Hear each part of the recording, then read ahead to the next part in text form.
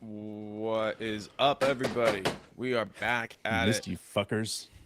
This time, for the first time in a long time, joining you motherfuckers from Oklahoma. What's up, everybody?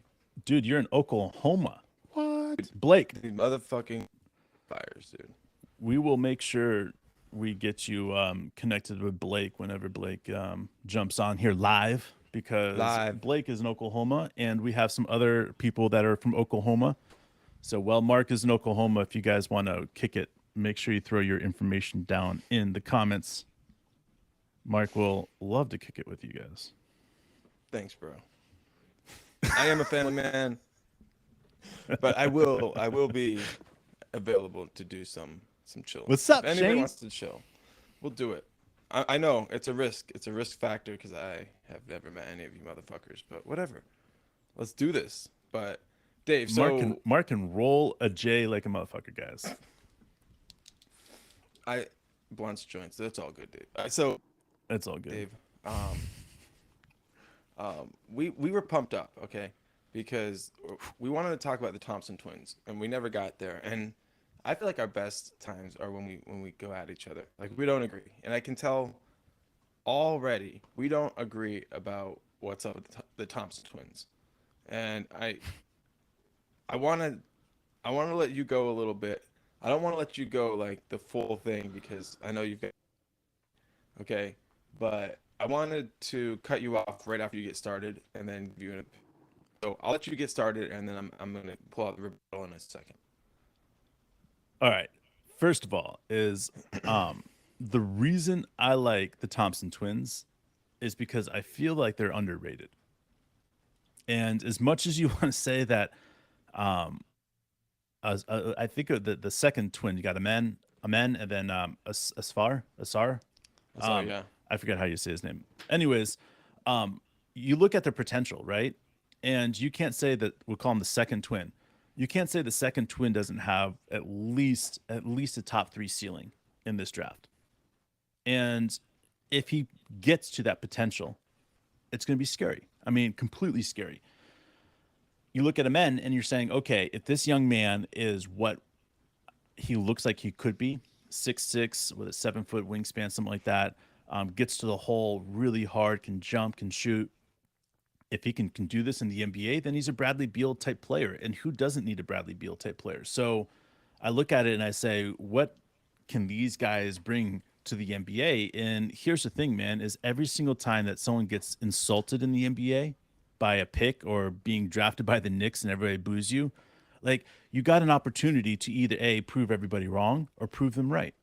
what's And up, I'm Robert? excited about this because if you look at the Thompson twins, I'm telling you guys, like they're going to do some crazy things and a lot of people are going to be like, well, we kind of expected or we didn't expect it, but I would not be surprised if one of the twins falls to 11 or 12 or even past us if we don't pick them up. And that's just the way this draft is. It's a strange draft. Well, obviously I just got distracted with my little man here. You say hi to Uncle Dave? Yeah, all right. Say hi to everybody. What's up, All Bubba? right. Thanks Hey. for stopping in. I hear. Okay, go to mama. All right. So that's the thing about the Thompson twins. So there's this. There, like this is not fair to them, but this is the only way I can break this. Okay, so I used to play basketball at Lighthouse in Oklahoma City. Yeah. There's this guy. Men's He ended up league. becoming a referee. Okay, but he was a, used to play in the men's league. And he was about 6'7". He could jump literally out of the gym. Um, and I can prove it because he was a high jumper. He was a high jumper at OU. Okay, he could jump Yeah. like I 40. He remember had a him. 40-inch vertical. Okay, a pretty good looking 3-point shot.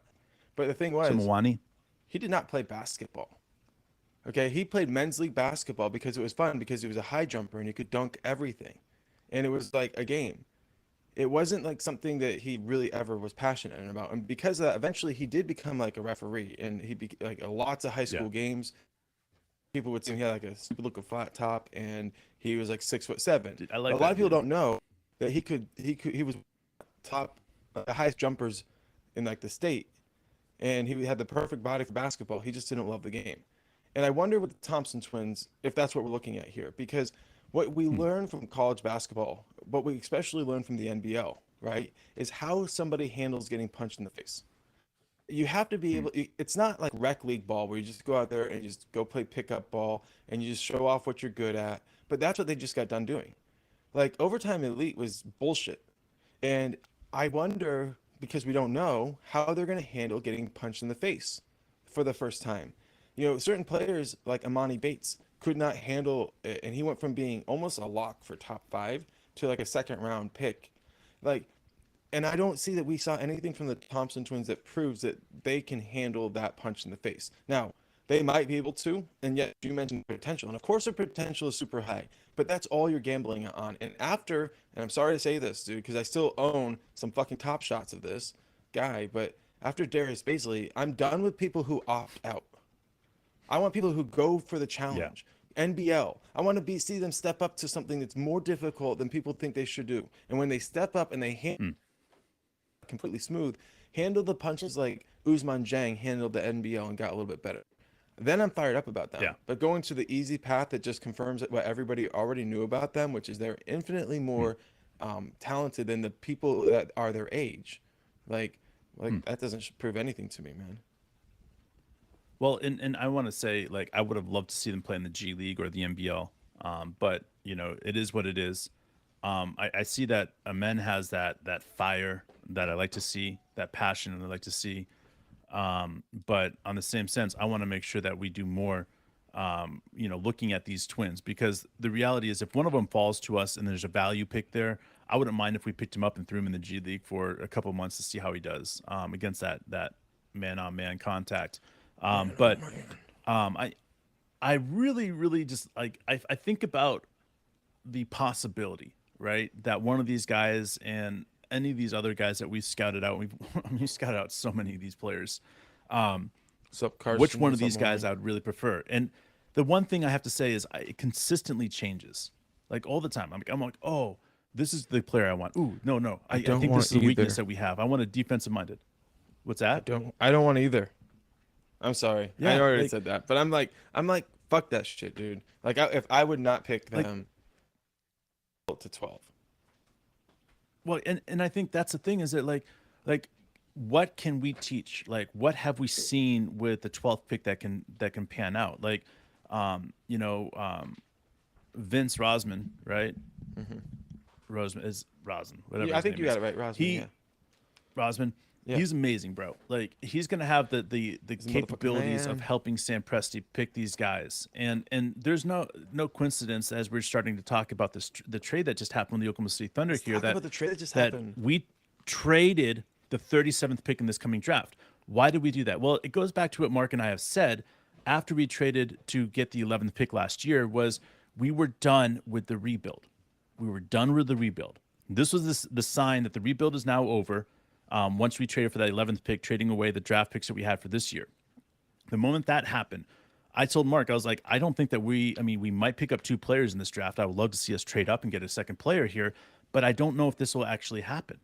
Because if you look at it, right, if we were to take now we gave away Denver, we gave away our 37th pick and our worst pick of the first round next year for the 2024 pick for a 2029 first round protected pick. And I think I want to say it's top 3 protected or top 5 protected, not Oh, really? It's that not light. very heavily protected. What's that? It's that light. I didn't know that. That's crazy. Yeah, it's a super light protected pick. And then we already own their 27th 2027 pick, which is again lightly protected. I think top 5 or top 7 protected. So those things are really good knowing that we're sitting in the circle with these guys saying if we are able to pick up one player in this draft that is able to impact the game, whether it's on defense or offense right away, that will give us 11 guys or 12 guys that can go in and out of every single fucking game. A 12-man rotation out of every single game. And if you look at that, understanding that we're obviously going to play against different teams and different lineups and different matchups, this allows all the guys to continuously rotate out, get rest that they need to, so that we can have them play 70 games if we need to, 75 games if we need to. But I look at this and I say, like, for this Oklahoma City Thunder team, understanding that this rebuild is now, is solidified as over because you don't trade with the 37th pick of this upcoming draft. if you're still in the rebuild mode. You don't trade a first round draft pick for next year if you're in the rebuild. You don't trade last year's 3 picks that we got for the traded for the 11th pick. You don't do that if you're in your brain the rebuild is now over. Like, this is the moment right here where we all been waiting for this team to really spread their wings. And this pick right here is either a player that we're going to be looking at, like a Poku player that's going to have a career later, right, in a couple of years, or this player is going to be one of those guys that is going to come in, play defense, or be a shooter, or both, and really dominate where we're looking at. And that really is a limited amount of guys that can do that in this draft. And that's what gets exciting, is that, like, where is this team going? Are we still going to trade this pick? Are we going to trade this pick? Are we going to keep this pick? I don't know, man. Like, this pick is interesting because we could literally trade out of this 12th pick. I know we're not trading a motherfucking 12th pick, but I love what you're saying because everything's in play, and we might trade up. Everything. We might trade back. I fine, I'll play that, but I don't see trading out. But you know what? It could happen because we don't know. But like, let's talk a little bit more about the structure of the trade that just took place, because I was on the road for about 30 hours straight, so I didn't really get all the information from any source other than you. Basically, though, the outline of it is we're giving up the worst pick of our next year's first round pick and round picks from this year, and in return we're getting Denver's 2029 first round pick. So for Denver, they're gaining the ability to improve the team with a first round pick this coming year, which is important for them.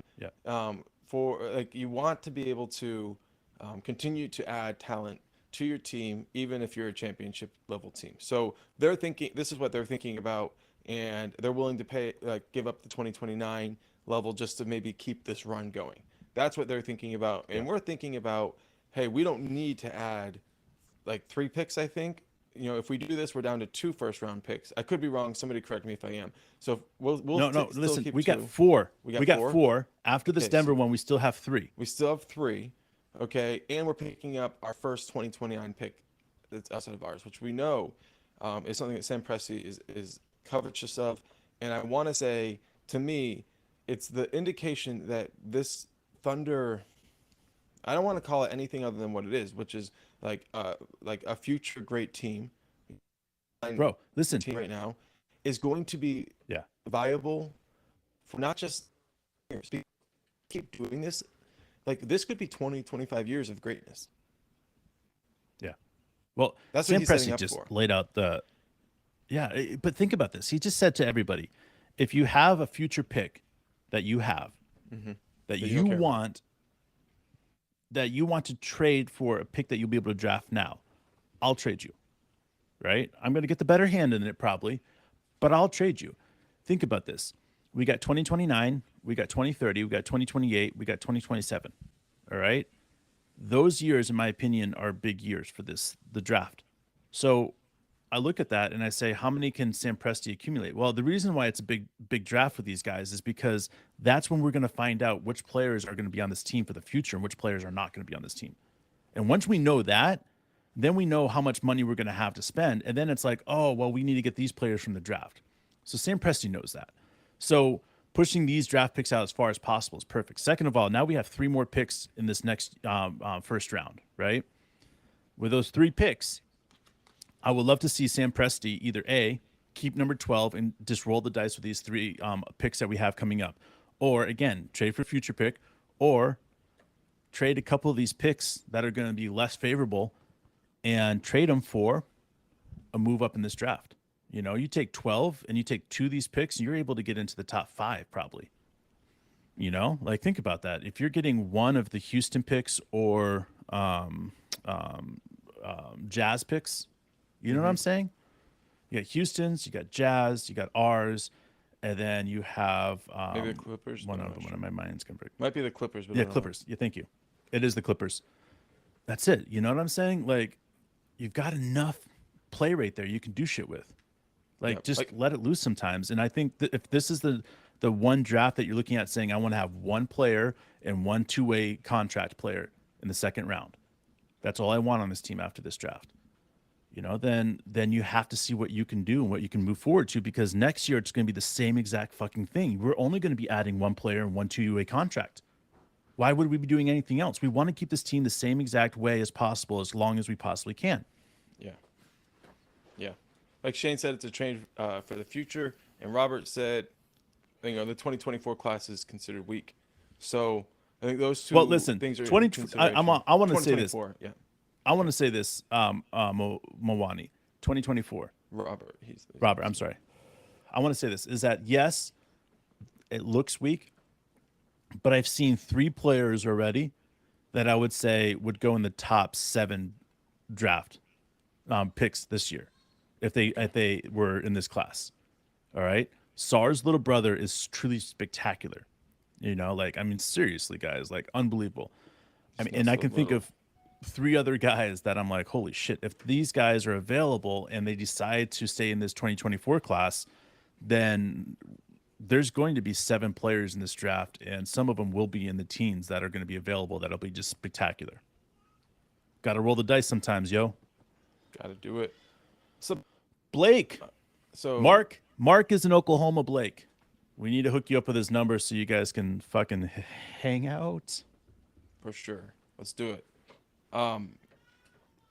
Let's talk about Chris Paul too, because this is exciting. Carson is calling out. What do you think, Dave? Because I don't know. I mean, it seems like the Suns are done, but they haven't actually cut ties. Well, I want to be honest with you. Because like I said, I've been on the road for like days. There's so much shit going up in the air. Yeah, I haven't seen that they're done yet. If the Suns do the waive and like pay him whatever, or waive and re-sign him on the whatever the contract that they can do to try to re-sign him when he's done, right? Like the fact that Chris Paul's like, hey, listen, I want to re-sign with my friends and re-sign here is great, but I mean, like, if I'm the Suns, I'm looking at it like, who else is available? I mean, I love Chris Paul, but I mean, this dude's an old man. Like, let's see what else we can get out here.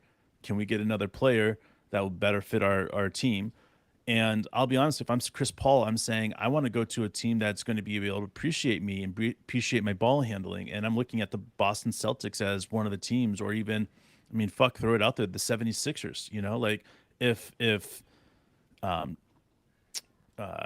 James Harden, which I think he will, goes to Houston, then I'm telling you, Chris Paul would be a perfect fit there for Embiid and him. I mean, like, it would be a sick fit. So to me, like, that's where I'm looking at with Chris Paul, is that Chris Paul should get out of that contract, get paid whatever he possibly can, and go find a team that he truly feel like he fits. Because as much as you want to say that with Booker and KD and DeAndre Ayton, like, you're always going to be the third fiddle there. And I don't know if, Chris Paul truly wants to be that third fiddle or fourth fiddle.